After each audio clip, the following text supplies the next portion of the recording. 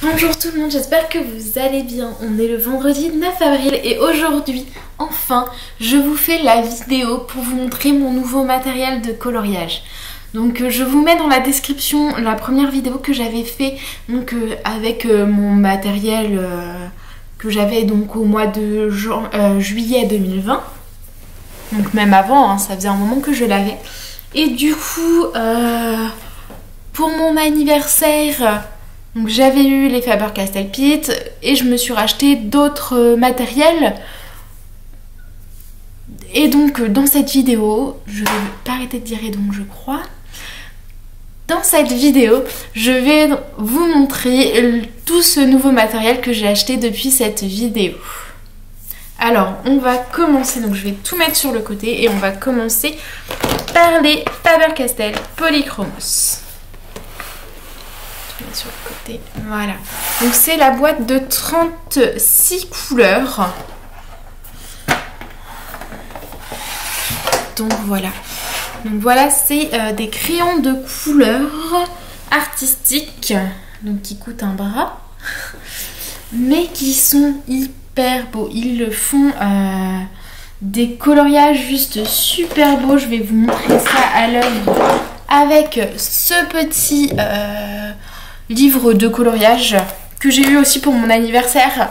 Ça vient de chez Action. Donc là on a des coloriages, l'autre côté aussi, et des crayons de couleur. Je l'ai même pas encore utilisé, mais je me le garde pour peut-être quand on partira en vacances, des choses comme ça.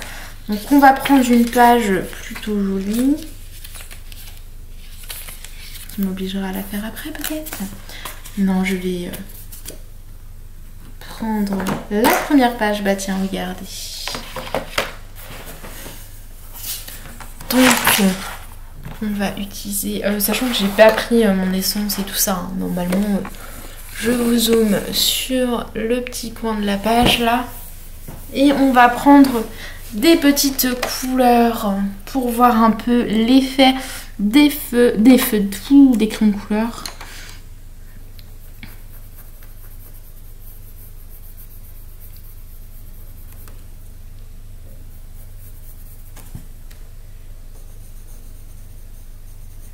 Sachant que je les utilise avec des estampes hein, pour limiter les traces.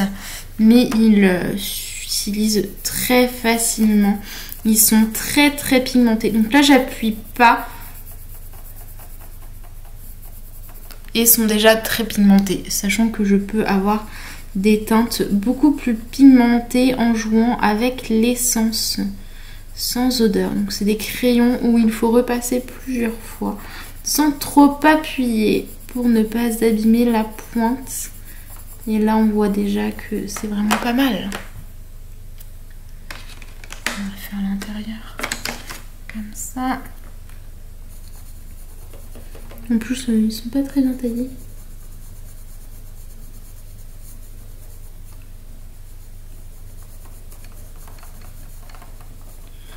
Donc là je vais vous zoomer un peu. Je ne peux pas, je vais vous rapprocher pour que vous voyez un peu mieux.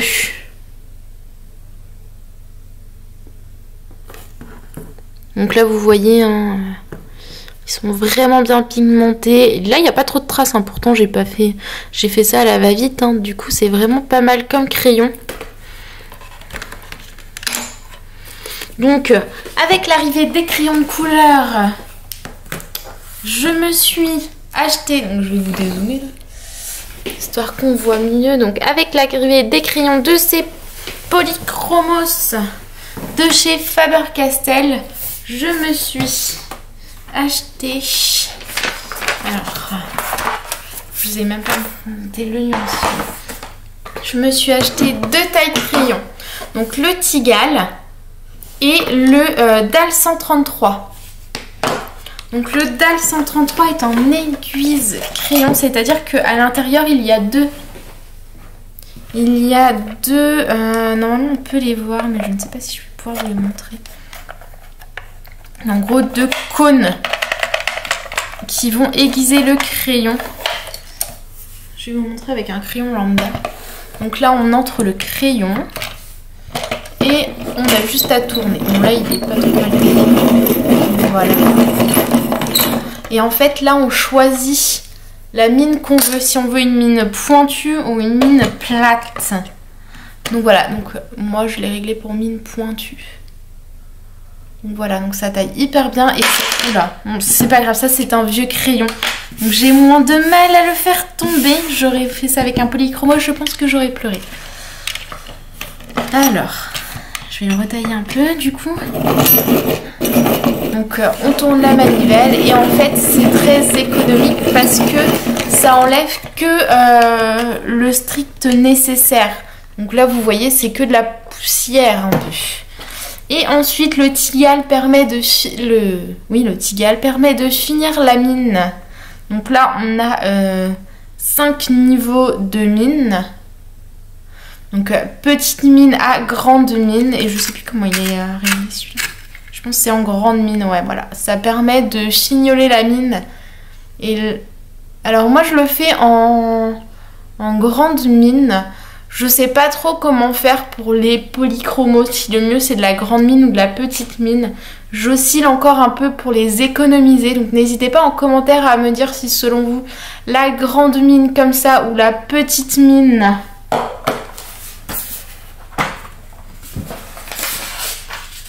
Comme je n'en ai pas, si il me semble que j'en ai comme ça, ou la petite mine comme ça, donc là la grande mine ou la petite mine est plus économique pour les crayons parce que j'avoue que je sais pas trop, pour moi c'est la même chose mais il me semble que non. Donc voilà pour les tailles crayons. Donc avec les tailles crayons, j'ai aussi acheté une gomme et ses recharges. Donc la gomme Derwent. Donc c'est une gomme électronique. Je vais vous montrer donc la vibration. Je suis désolée, mes lapins ont peur. La vibration qu'on fait en fait permet de gommer le coloriage qu'on a fait. Donc on va l'essayer. Hein.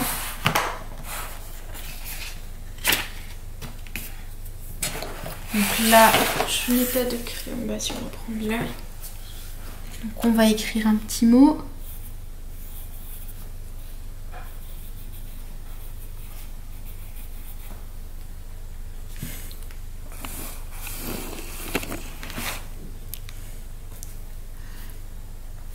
Là, par exemple, je fais une petite étoile, elle ne me plaît pas. Et du coup, je décide de la gommer. Alors, ma gomme n'est pas très propre. Donc,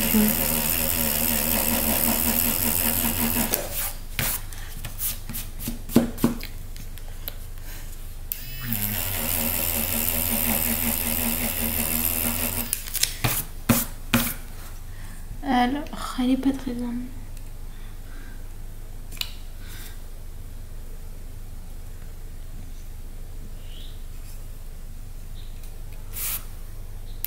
Ouais, bien foncé.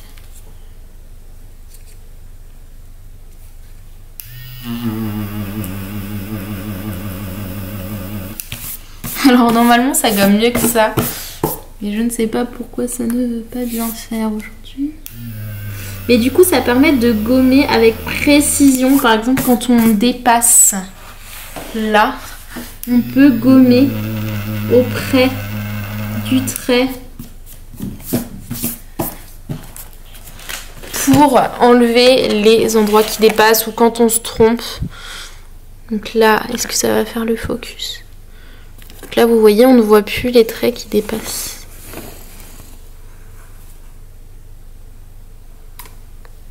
Eh mais aujourd'hui, mon focus ne veut pas se faire.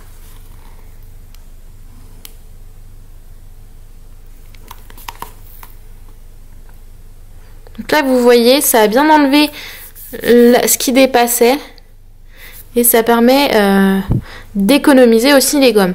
Donc là ça n'a pas trop mal effacé mais je sais pas pourquoi c'est resté. Je pense que c'est mon crayon qui est pas d'hyper bonne qualité, du coup c'est resté. Donc voilà pour les achats à ce niveau-là.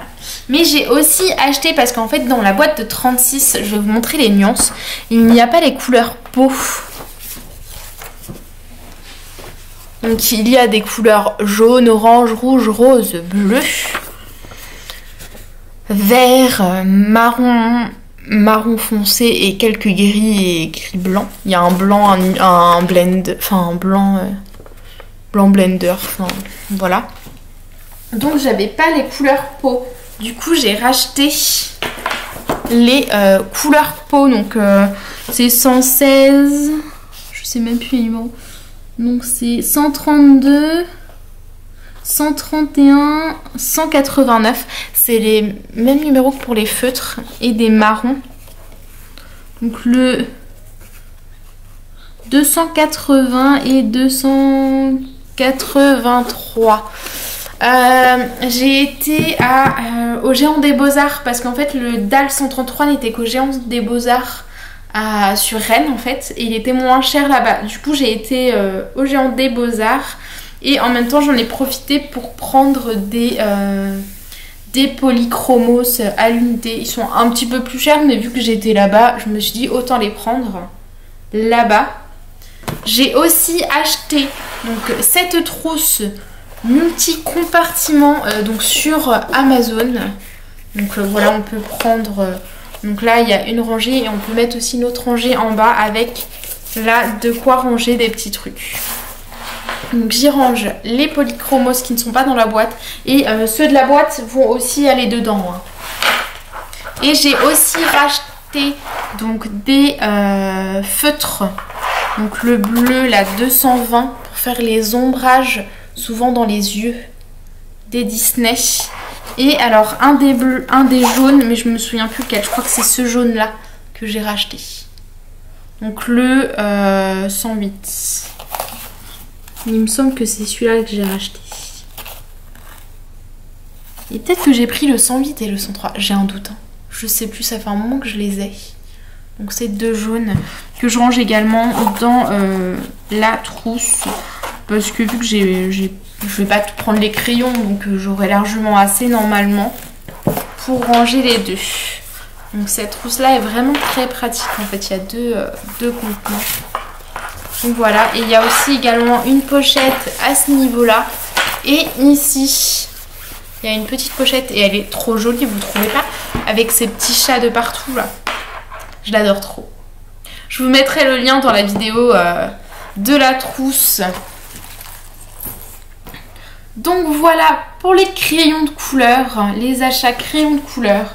Mais il y a aussi d'autres feutres que j'ai achetés. Ce sont les Posca. Les Posca en pointe PC3M et PC1M. Donc pour faire les contours et nettoyer mes erreurs. Donc les contours noirs, donc j'ai pris une couleur noire et mes erreurs, donc le blanc. C'est vraiment pas mal du tout. Je vais vous montrer le résultat sur un colo. Si j'en ai un sur mon 2, mais normalement j'en ai fait. C'est pas comme si j'en avais rangé tout à l'heure.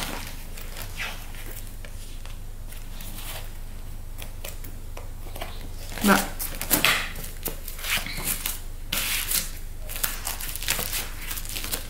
J'en ai rangé 3-4 tout à l'heure et là je les retrouve pas. Alors celui-là ne me convient pas. Je vais pas avoir le choix de le montrer. Alors.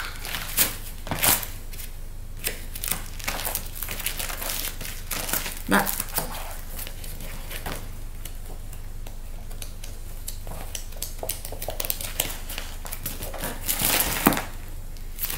J'ai pris le bon pourtant. C'est pas grave. On va vous montrer celui-là qui était là tout de suite. Donc mon coloriage de Cars que vous avez vu sur Instagram pour les défis coloration. Je vais vous montrer le noir, comment ça fait. Donc là au niveau sous la voiture, là on voit là, entre l'herbe et la voiture c'est bien noir. Franchement c'est vraiment pas mal. Ça fait d'hyper beaux contours. Et je voulais vous montrer des vrais contours, mais visiblement je n'en ai pas d'autres là-dessus. J'ai pourtant fait des coloriages là-dessus, mais je ne les retrouve pas. C'est original. Il y en a un que j'ai pas rangé, du coup je pense à ça. Ah, voilà le Mickey là. On voit bien du coup les contours. Je vais vous zoomer. Que vous voyez bien les contours là, bien noirs. On ne voit pas les traits. Contrairement au Stabilo Paper Mate Flair que j'utilisais avant, où on voyait les traits, ça ne me plaisait pas du tout. Donc pour le blanc, j'ai pas utilisé le Posca blanc. En fait, je l'utilise surtout pour corriger les erreurs. Parce que en fait, le problème c'est que j'ai du mal à mélanger la peinture du blanc. Et du coup, ça fait très liquide, très haut. Si jamais vous avez des astuces, n'hésitez pas à me le dire.